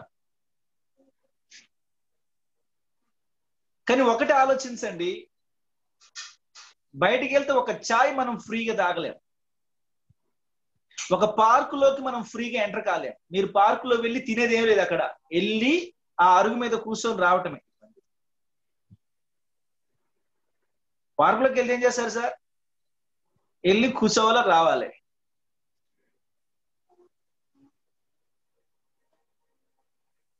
సినిమా థియేటర్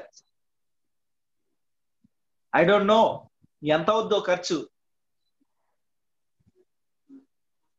మీకు కూడా గ్యాప్ వచ్చినట్టుంది, బాగానే ఒక 5-6 నెలలు గ్యాప్ వచ్చినట్టుంది, మర్చిపోయి ఉంటారు ఎంత వచ్చిందో ఖర్చు.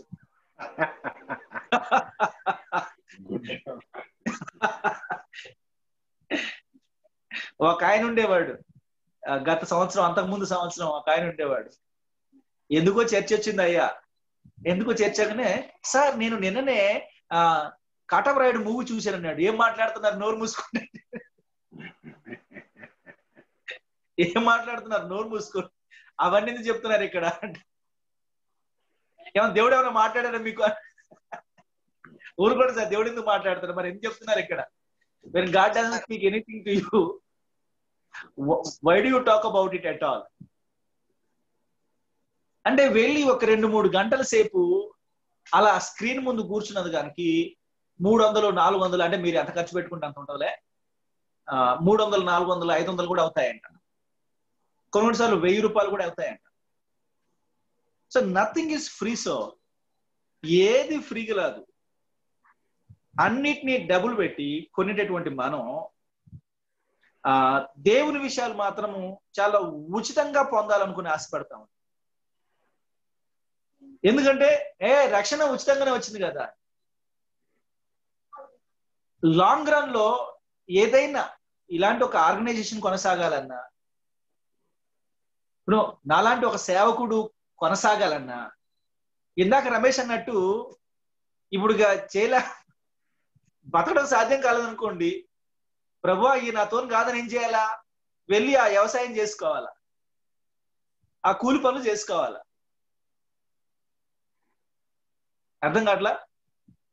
ఇప్పుడు ఫ్రీగా లేవు సార్, ఆల్రెడీ ఫిక్స్డ్ ఉంటుంది years together. Oh my goodness. Though you are ready to do your labor work, there will be so many competitors and there will be so many people who won't allow you to disturb their tenure for the past 15 to 20 years, 20 years more than. ఏదో ఒక పని చేయాలి, ఏదో ఒక పని చేసి survive కావాల్సిందే. ఎందుకు ఇప్పుడు ఉన్న వాళ్ళు అలా కాదు సార్. ఇప్పుడు ఆల్రెడీ తండ్రి కుడి పెడితే కొడుకు వచ్చేస్తున్నాడు, పర్లే. ఇప్పుడు అవసరం లేదు. సో అంటే మనం ప్రాక్టికల్ గా ఆలోచించాలి. ఒక ఎద్దు ఉంది అనుకోండి, ఆ ఎద్దుని బాగా బాగా బలంగా ఉంది, మంచి మంచి కాళ్ళు ఉన్నాయి, మంచి మంచి మెడ ఉందని చెప్పేసి ఆ 1-2 నెలలు గడ్డేయకుండా పని చేయించారు అనుకోండి, ఏమవుతుంది సార్? ఆగిపోయారు సార్, 3వ రోజుకే పోద్ది. నేను దయగలవాడిని కాబట్టి. సో అది లాంగ్ రన్ లో మనకి పని చేయాలంటే, మీరందరూ వెహికల్స్ కొన్నటువంటి వాళ్ళే. ఒక వెహికల్ మీకు మంచి సర్వీసెస్ ఇవ్వాలంటే వాళ్ళు ఏమంటారు, from time to time service చేయించుకోండి sir, it will give you trouble ఫ్రీగా మీకు సర్వీస్ చేసి పెట్టుద్ది. మస్తు నడుస్తుందని చెప్పేసి బాగా అలా దాన్ని లగాయించేసి వాడేశారనుకోండి, ఏమవుతుంది? మూలను పడిపోతుంది.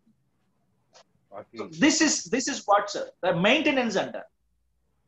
Ministry also has a maintenance. కృపాయుగంలో we all have to understand so much to be done. మనం వ్యక్తిగతంగా చాలా చేయాలని చెప్తున్నా. వ్యక్తిగా నా గురించి నేను మాట్లాడట్లేదు, ఒక సందర్భం వచ్చింది కాబట్టి చెప్తున్నాను. nobody has to give me anything, I'm not expecting from anything, but at least మనం ఉన్నటువంటి పరిచర్యలలో, మీరు ఏ చర్చిలకు పోతున్నారో, మీరు ఎక్కడ చదువుకుంటున్నారో, ఏ కాలేజీ చదువుకుంటున్నారో, ఎక్కడ వాక్యం వింటున్నారో, a maintenance, if you are not willing to spend, if you are not వాళ్ళు చూసుకుంటారులే, బహుశా వాళ్ళు ఇస్తుండొచ్చులే, బహుశా వీళ్ళు ఇస్తుండొచ్చులే. Come on, you yourself have to do it. That is your moral responsibility.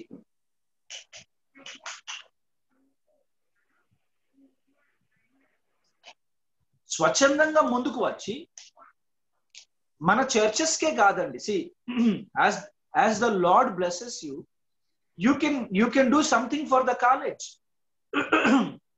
మన కాలేజ్ లాంటి college you can give face తో సర్దేస్తున్నాడు కాకుండా, the Lord motivates you, you can help. You have your churches. We have to be doing so much. అదొక్కటే కాదు, మనము personal గా involve కావాలి. not that I will give what I have, but you need to spend what you are. మనం కలిగి ఉన్నది మాత్రమే కాదు, కానీ మనం ఏమై ఉన్నామో you have to work. Bend, మీ నడుము వంచాలి. ఎవరి దగ్గర వంచకపోయినా ప్రభు దగ్గర వంచాలి. స్టేటస్ ఇవన్నీ పనికిరానటువంటివి, దేనికి పనికిరానటువంటివి. అప్పుడు ప్రభు దగ్గర బిక్కు అనుకుంటూ నిలబడేదానికంటే ఇప్పుడు సంతోషంగా నడుము వంచి వంగి పనిచేయటం మనం నేర్చుకుంటే చాలా బాగుంటుంది. Let us cultivate that kind of ఆ దీనత్వాన్ని కల్టివేట్ చేయాలి చర్చెస్ లో. దయచేసి ఆ డిఫరెన్స్ ఏది చూపించకండి. చదువుకున్న వాళ్ళని ఒక రకంగా హ్యాండిల్ చేసి, చదువుకున్నటువంటి వాళ్ళని, పేదోళ్ళని ఒక రకంగా, సంపన్నులను ఒక రకంగా హ్యాండిల్ చేయబాకండి.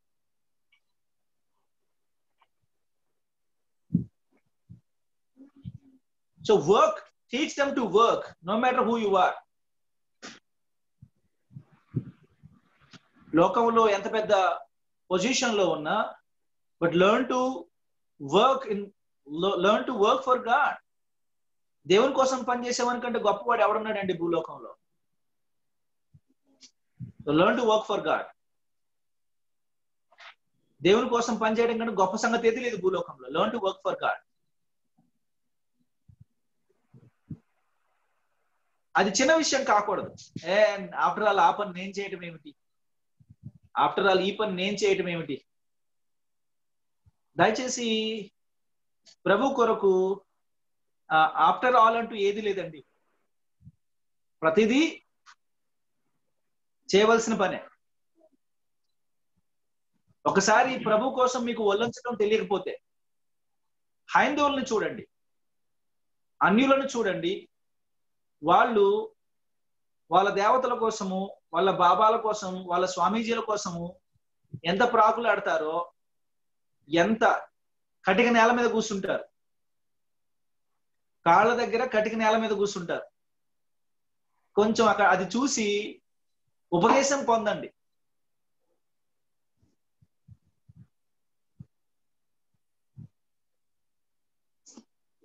లేకుండా నడుస్తారు సార్ ఎండల్లో. They do so much. Shoe పక్కన ఇప్పమంటేనే ఫీల్ అవుతారు. They do. చాలా చేస్తారు వాళ్ళు. గడగడ వణుకుతారు, వంగిన ఇది ఇట్లనే ఉంటారండి. ఇలా నిలబడి మాట్లాడరు, ఇలాగే ఉంటారు. ఇలా ఉండి ఆ బాడీ లాంగ్వేజ్ చూడాలా. సో ఎంతో నేర్చుకోవచ్చు మనం లోకాన్ని చూసి, కానీ లోకాన్ని చూసి మనం వేరేవి నేర్చుకుంటున్నాం, ఇవి నేర్చుకోవట్లా. సో కృపాయుగము అంటే ఇష్టం వచ్చినట్టు బతికేదని కాదు ప్రియులరా. కృపాయుగం అంటే ప్రభు కోసం ఎంతో చేయగలిగినటువంటి అవకాశం ఉన్నటువంటి సమయం. ప్రభు కోసం ఎంతో మనము కష్టపడగలిగినటువంటి సమయం. దీన్ని ఆ రకంగా వాడుకుంటే బాగుంటుంది. రైట్? సో కృపాయుగంలోని మెయిన్ ఎలిమెంట్స్ ఏంటి? What are the main features of the dispensation of grace? The main salvation. పరిశుద్ధాత్మ దేవుడు సంఘం మీద కుమ్మరించబడటం మొదలుకుంటే, and then we have a discussion about the entire church program. And then going on to the last dispensation, the dispensation of millennium. దాన్నే the messianic dispensation అని కూడా అంటారండి. డిస్పెన్సేషన్ ఆఫ్ మిలీనియం ని ద మెసియానిక్ డిస్పెన్సేషన్ కూడా అంటారు. అంటే దీన్ని 1000 ఏండ్ల పరిపాలన అని కూడా అంటారు. ఇందాక మీకు చెప్పాను, పితరుడు ద డిస్పెన్సేషన్ ఆఫ్ పాట్రియార్క్స్ అనబడినటువంటి డిస్పెన్సేషన్ కొందరు లెక్క పెట్టకుండా ఏం చేస్తారంటే 7 years ట్రిబ్యులేషన్ కూడా ఒక స్పెషల్ డిస్పెన్సేషన్ కింద కౌంట్ చేస్తారు. అప్పుడు కూడా 7 అవుతాయి. కాకపోతే ప్యాట్రియార్క్స్ ఉండకుండా ప్యాట్రియార్క్స్ ప్లేస్ లో ఇది ఉంటది అనమాట, ట్రిబ్యులేషన్ ఉంటుంది. ట్రిబ్యులేషన్ ఉండడం వల్ల they become 7. But the messianic king or the millennium kingdom becomes the last dispensation in which Jesus Christ is going to be the ruler, literally the ruler and the king. జకరియా గ్రంథం 14వ అధ్యాయం 1 నుంచి 4 వచనాలు, జకరియా 14వ అధ్యాయం 9వ వచనము, 12వ అధ్యాయం 10వ వచనము, మైకా 4వ అధ్యాయం 2 నుంచి 3 వచనాలు. ఇవన్నిటి మనం చదువుకున్నప్పుడు ఈ డిస్పెన్సేషన్ లో ప్రకటన గ్రంథం 20వ అధ్యాయము 2-3 వచనాల ప్రకారము సాతాను బంధించబడతాడు. సాతాను బంధించబడినప్పుడు భూమి మీద శోధకుడు ఉండడు కాబట్టి 1000 ఏండ్ల పరిపాలన కాలంలో there won't be much of sin and disobedience. 1000 ఏండ్ల పరిపాలన కాలంలో ప్రకటన గ్రంథం 20వ అధ్యాయం 1, 2, 3 వచనాల ప్రకారం 2, 3, 4 వచనాల ప్రకారము అపవాది బాటమ్లెస్ పిట్, అగాధంలో బంధించబడి ఉండడం చేత శోధకుడు భూమి మీద ఉండడు కాబట్టి డిసొబీడియన్స్, పాపము ఉండదు. ఉన్నా చాలా తక్కువ ఉంటది. 2వ కీర్తన ప్రకారం యేసుక్రీస్తు ప్రభులు వారు ఇనుప దండముతో పరిపాలిస్తుంటారు కనుక there won't be a chance for disobedience. ఆయన నీతి కలిగిన పరిపాలన కింద అవిధేయత ఉక్కుపాదంతో అణచివేయబడుతుంది, పాపము అణచివేయబడుతుంది, భూమి మీద ఉన్నటువంటి శాపం ఎత్తివేయబడుతుంది, ప్రకృతి మీద ఉన్నటువంటి శాపం ఎత్తివేయబడుతుంది, జంతువుల మీద ఉన్నటువంటి శాపం ఎత్తివేయబడుతుంది, జీవరాశి పైన ఉన్నటువంటి సమస్త శాపం ఎత్తివేయబడుతుంది. సో అంచేత భూమి ఆరోగ్యకరమైనటువంటి ఫలాలు, పశువులు, పక్షులు, జీవహింస అనేది లేకుండా ఉంటుంది. That is going to be a season like, time like before the fall. పతనానికి పూర్వం ఆదాము హవ్వలు ఏ విధంగా ఉండినారో ఆ రకమైనటువంటి పరిస్థితులు భూమి మీద ఉంటాయని మనం అర్థం చేసుకోవచ్చు. And how long this millennium అంటే మనకు అర్థం కాదు. 1000 years, 1000 ఏండ్లు ఇలాంటి పరిపాలన కొనసాగుతుంది, సుభిక్షమైనటువంటి పరిపాలన కొనసాగుతుంది. బట్ వీ నో దట్ ప్రకటన గ్రంథం 20వ అధ్యాయం 7, 8, 10, 9, 10 వచనాల ప్రకారం మనం చదువుకున్నా, 11 నుంచి 15 వచనాలు చదువుకున్నా, వీఆర్ ఇన్ఫార్మ్డ్ దట్ మళ్ళీ అపవాది కొంతకాలం విడుదల చేయబడతాడు.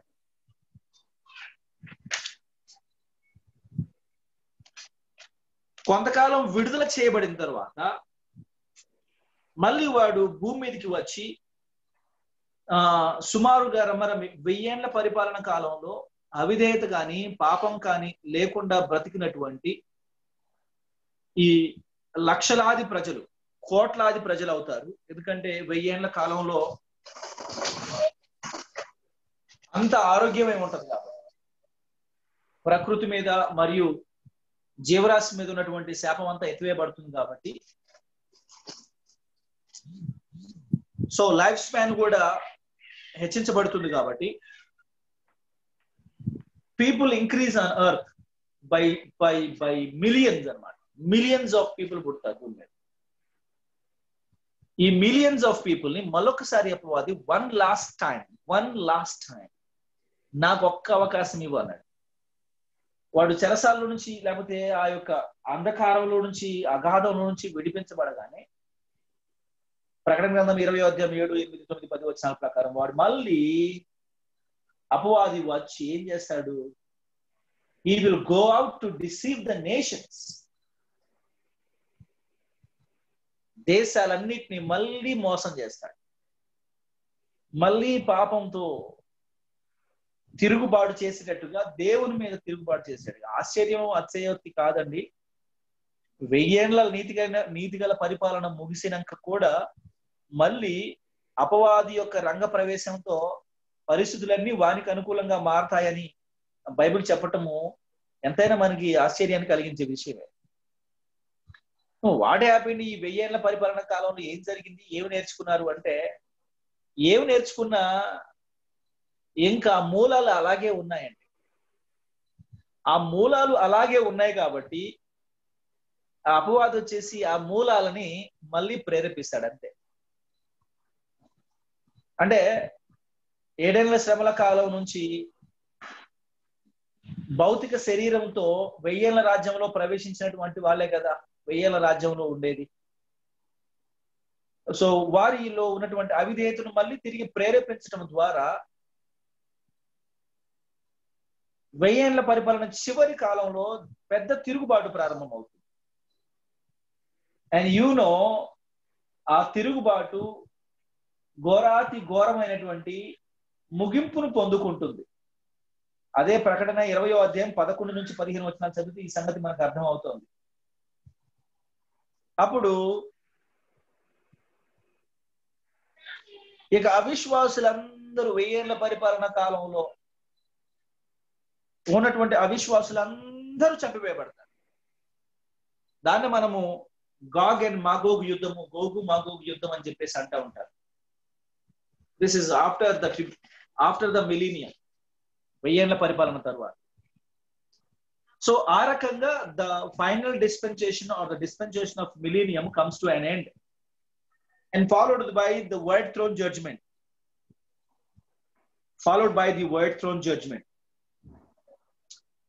సో ఈ వైట్ థ్రోన్ జడ్జ్మెంట్ లో కేవలం అన్బిలీవర్స్ మాత్రమే ఉంటారు, బిలీవర్స్ ఎవరు ఉండరు. Only unbelievers. The white throne judgement is for only unbelievers.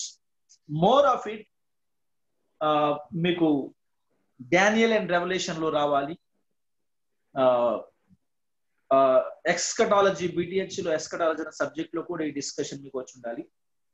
Covenants లో మనకి ఒకవేళ వస్తే కనుక we will discuss that particular thing in our covenants discussion.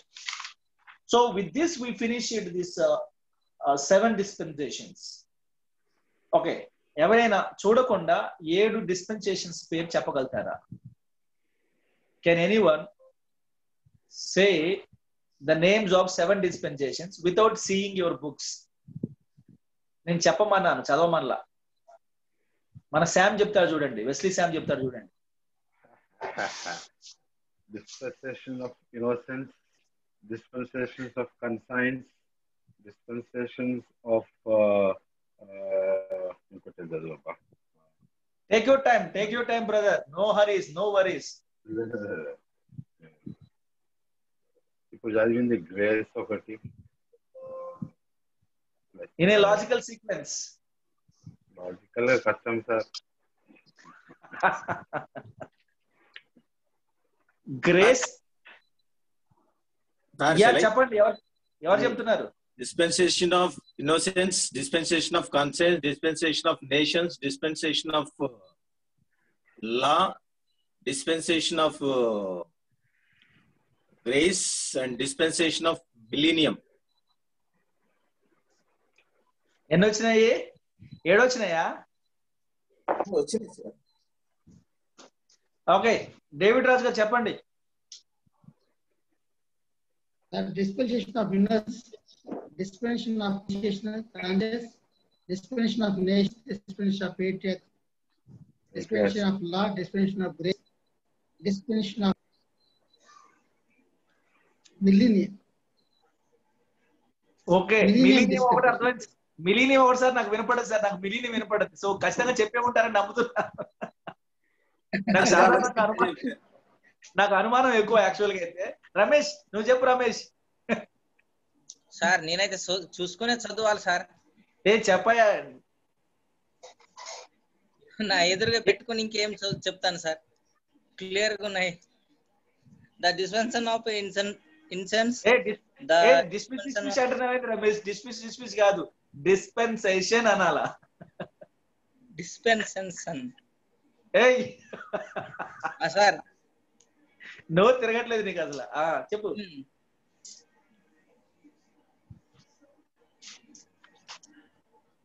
So well yes dispensation. Okay, ఇప్పుడు మనము ఇంకెవరిని అడుగుదాం, చూస్తాను ఎవరు దొరుకుతారు నాకు. కొంచెం నాన్ వీడియోలో ఉన్నటువంటి పార్టిసిపెంట్ ఒకసారి వీడియోకి స్టేజ్ మీదకి రావాల్సిందిగా ఆహ్వానిస్తూ ఉన్నాం. బహుమానాలు ఇవ్వబడను. అది థ్యాంక్ యూ. మీ దాతృత్వానికి దయాగుణానికి కృతజ్ఞులు. ఇప్పుడు చెప్పాలా? విజయ్ కుమార్ గారు చెప్పండి. డిస్పెన్సేషన్ ఆఫ్ ఇన్నోసెన్స్ ఎక్కడి నుంచి ఎక్కడి వరకు అండి? Dispensation of innocence from creation to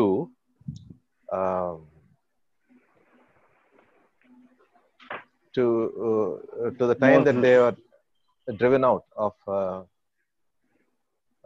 Garden of Eden. Fall, okay. Creation to fall అనుకోవచ్చు. Creation to fall, yeah. Okay. అమ్మా బ్యూలా మీరు చెప్పండి. డిస్పెన్సేషన్ ఆఫ్ హ్యూమన్ గవర్నమెంట్ అని దేన్ని అంటారండి?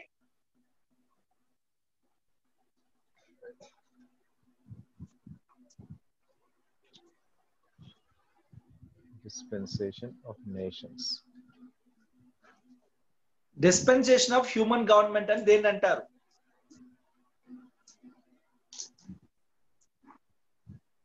And there was a silence for a half an hour in the highway. పరలోకంలో Dispensation of nations. Some leader. Nations. Dispensation of nations. Okay, dispensation of nations. Yes. Okay. నేను అడిగిన వాళ్ళు చెప్పండి. Simon గారు dispensation of లా ఎప్పటి నుంచి ఎప్పటి వరకు అండి? డిస్పెన్సేషన్ ఆఫ్ లా మోజెస్ నుంచి అండి. మోజెస్ నుంచి కింగ్డమ్స్ వరకు, జీసస్ టైం వరకు.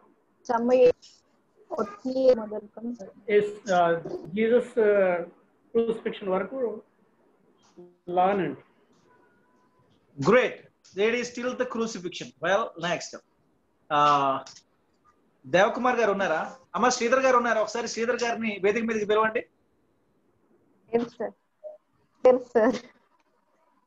రాలేదు. వేదిక మీదకి రారంట వాళ్ళు, బాగా మొరాయిస్తున్నట్టున్నారు ఈ మధ్య. Okay, who else is there? Joshua గారు, యెహోషువ గారు, డిస్పెన్సేషన్ ఆఫ్ పాట్రియార్క్స్ ఎక్కడి నుంచి ఎక్కడి వరకు అండి? పితరుల యొక్క యుగము ఎక్కడి నుంచి ఎక్కడి వరకు? చాలా సంతోషం అండి, నాకు అవగాహన లేదండి. సూటిగా సుత్తి లేకుండా వాళ్ళు స్ప్రైట్ తాగుతారు అనుకుంటున్నాను నేను. ఆయన స్ప్రైట్ తాగుతారేమో. ఆయన సూటిగా సుత్తి లేకుండా. All right. ఓకే, ఎస్ అండి. చెప్పండి శామ్, చెప్పండి ఎప్పటి నుంచి ఎప్పుడు డిస్పెన్సేషన్ ఆఫ్ పాట్రియార్క్స్ ఎప్పటి నుంచి ఎప్పటి వరకు? All of Abraham to Moses, sir. Tribes work, sir. Abraham to tribes. Abraham to Moses. Okay. Abraham to Moses. Okay. Vijay Kumar garu, what is a dispensation? Dispensation అంటే కాల వ్యవధి అండి. కాల వ్యవధి అంటే when God dealt with people in a particular manner and according to the behavior pattern or according to the need of that time, God has changed his dealing with his people. So ఒక్కొక్క కాల వ్యవధిని dispensation గా మనం పిలుస్తాం. Based on the way God dealt with the people. Yeah. So ఈ అవగాహన ప్రతి ఒక్కరికి ఉండాలండి. డిస్పెన్సేషన్ అనేది అదొక పదం లాగా గుర్తుండపోకూడదు. అండ్ డిస్పెన్సేషన్స్ ని దేన్ని బేస్ చేసుకుని డివిజన్ చేశారు అంటే ప్యూర్లీ ఆన్ ద బేస్. బైబిల్లో ఏడుంది సార్ డిస్పెన్సేషన్స్ ఈ రకంగా ఇది ఒక డిస్పెన్సేషన్ అదొక డిస్పెన్సేషన్ ఎక్కడ లేదండి. లేదు. By the way that God dealt with people, particular season లో the particular method of dealing with people. Okay, that is one piece of time. And the other season lo he dealt in a different way. Well, that is a different piece of time. And that multiple pieces of times are called multiple dispensations. Altogether we have again around some seven dispensations. వీటి గురించి మనకి ఇంకా లోతైన అధ్యయనము dispensational truth అనే subject లో మీకు ఖచ్చితంగా మీకు ఎక్కువ ఉంటుంది. సో ఇదివరకైతే బేసిక్ నాలెడ్జ్ మీకు సరిపోతుంది. మనకి కవనెంట్స్ కావాల్సినటువంటి ఫౌండేషన్ ఇంతవరకైతే సరిపోతుంది. అండ్ దెన్ మనము కవనెంట్స్ గురించి ఇంట్రడక్షన్ మొదలు పెట్టుకుంటే to start discussing about covenants, I'd like to invite you to page number 17. అంటే పెన్ తో వేసినటువంటి 17 లేదా సెక్షన్ 2 థింగ్స్ టు కమ్ అయిన బుక్ నుంచి మనకి ఇవ్వబడినటువంటి జిరాక్స్ డిఫరెంట్ ఫాంట్ లో ఉంటుంది చూడండి. Section 2 the biblical covenants and eschatology, chapter 5.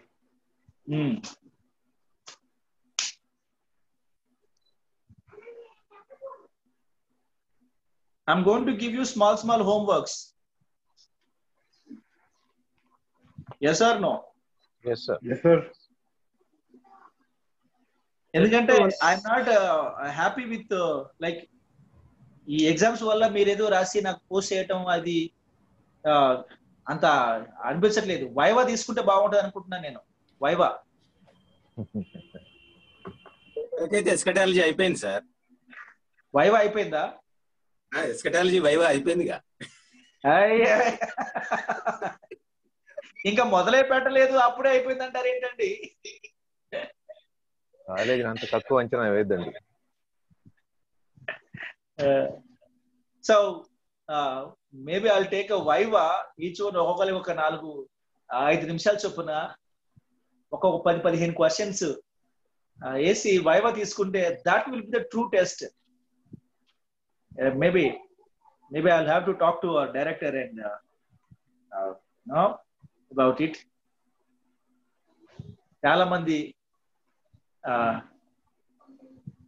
and people mean some business with it. Otherwise there is every possibility that people might take it easy. But I'm sure మీరు అందరూ serious గా వింటున్నారని నాకు అర్థమైంది. ఇందాక నేను అడిగినటువంటి కొన్ని ప్రశ్నలకు మీరు ఇచ్చిన సమాధానాలు కొంచెం మళ్ళీ చెప్తారా సార్? 1 to 7 dispensation periods వస్తాయి. Dispensation of conscience, dispensation of innocence, dispensation of conscience, dispensation of human government, or dispensation of nations. Dispensation of human government or dispensation of nations, dispensation of patriarchs. Altogether ఇప్పుడు already 4 అయిపోయినాయి. ఇంకా 4 అయిపోతే ఏమున్నాయి? 3 major ఉన్నాయి. 3 major. Dispensation of పాట్రియార్క్స్ అయిపోతే ఉన్నది 3 major. ఏంటంటే లా, grace, millennium. లా, grace, millennium. లా, grace, millennium అసలు ఇబ్బందే కాదండి. లా తర్వాత గ్రేస్ కనపడుతుంది, గ్రేస్ తర్వాత మిలీనియం ఉంటుంది. ఇబ్బందే కాదు. అండ్ థాట్ లో ఉంది. థాట్ లో లైక్ పాపానికి పూర్వం ఇన్నోసెన్స్, అది ఒకటి అయిపోయింది మనకి. సో గుర్తుపెట్టుకోవాల్సింది అంటే కాన్సైన్స్, హ్యూమన్ గవర్నమెంట్, పాట్రియార్క్స్. అదే హ్యూమన్ గవర్నమెంట్ ని దాన్ని ఏమంటున్నారు? Nations. The dispensation of nations. Conscience, nations, conscience, nations, patriarchs. ఈ 3 గుర్తుపెట్టుకుంటే సరిపోతుంది. ముందట్లాగా ఇన్నోసెన్స్, ఆ తర్వాత మనకి లా, గ్రేస్, మిలీనియం. బట్ గుర్తుపెట్టుకోండి, tribulation is also considered as a dispensation.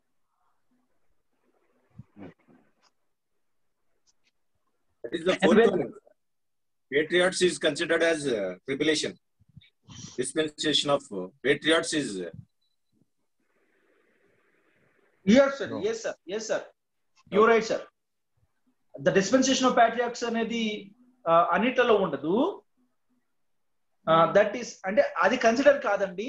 Actual గా అది వచ్చింది కాబట్టి ఇది తగ్గింది. యాక్చువల్ గా అయితే if you ask me sir మీ డివిజన్ ఎలా ఉంటుంది అంటే, నా డివిజన్ ప్రకారము I will rule out patriarchs and then I will include here.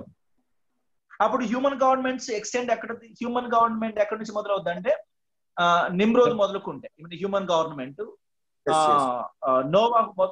Noah మొదలుకుంటే it goes up to the law. Moses వరకు వెళ్ళిపోద్ది. అండ్ దెన్ ఇప్పుడు మనకి ట్రిబులేషన్ వచ్చి grace, law, grace, tribulation and then millennium అయిపోద్ది. ఎందుకంటే God's dealing with his people as well as the nations is going to be entirely different in the tribulation. శ్రమల కాలంలో దేవుని యొక్క వ్యవహారము తన ప్రజలైనటువంటి ఇశ్రాయేలులతో కానీ సర్వలోక ప్రజలైనటువంటి వారితో కానీ ఆయన యొక్క వ్యవహారం చాలా భిన్నంగా ఉండబోతుంది. Is going to deal. ఎందుకంటే పరిశుద్ధాత్మ దేవుడు తీసివేయబడబోతున్నాడు, లేఖనము కనుమరుగు చేయబడబోతోంది. And it's going to be entirely different. So majority of fundamental theologians put the dispensation of tribulation as a separate one. Grace is over, tribulation has started. Yes, sir. Yes. So most toughest time that we can say. Yes. My personal Bible study, my church Bible study, we are talking now we are in chapter 7. Actually, last night to Revelation lo chapter 6 అయిపోయింది, chapter 7 lo we're talking about the dispensation. I mean like tribulation గురించి మాట్లాడుతా ఉన్నాం. 6 seals అయిపోయినాయి.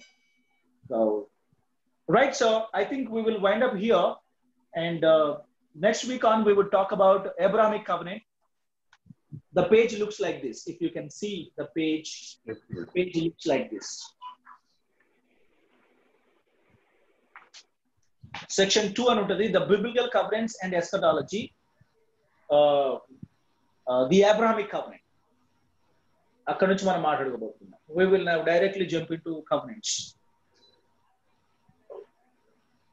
All right, shall we now give thanks and close our session? Wonderful, Kumar Garu. So you have covered so many points. So can we close with prayer? Brother Nirikshan Rao is there. Nirikshan Rao? Yes, sir. Yeah. Sir. Prayer chain, brother. Okay.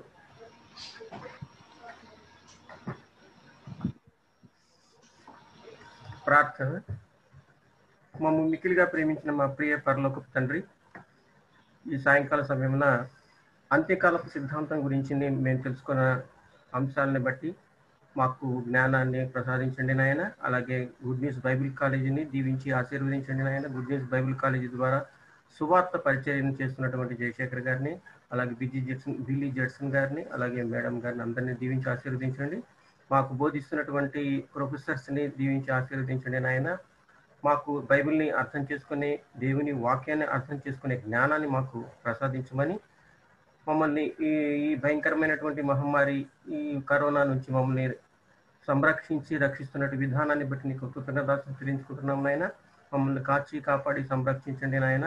ఈ సాయం మేము మా పని పాటలలో మాకు తోడు నీడుగా ఉండండి నాయన. అలాగే అన్ని విషయాల్లోనూ మీరు మమ్మల్ని సంరక్షిస్తున్నట్టుగా మేము భావిస్తూ, మేము అన్నిటినీ పొందుకుంటున్నామని భావిస్తూ, నజరేయుడైన యేసు అతి పరిశుద్ధ నామమున అడిగి వేడుకుంటున్నాము తండ్రి.